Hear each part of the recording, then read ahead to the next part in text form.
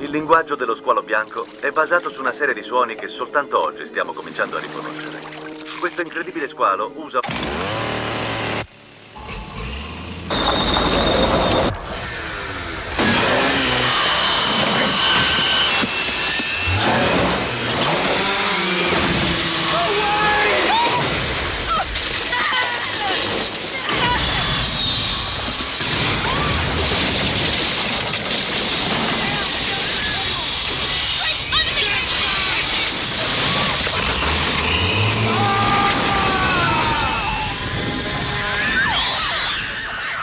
Fa paura, vero?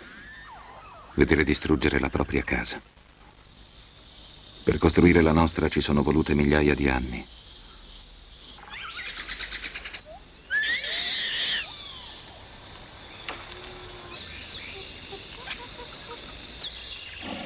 Se non avessimo questa foresta, la nostra specie si estinguerebbe.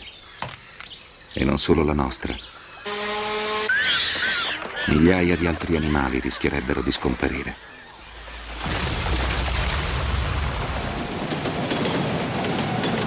Ogni 2 secondi viene cancellata un'area grande quanto un campo da calcio, 24 ore su 24, 7 giorni su 7.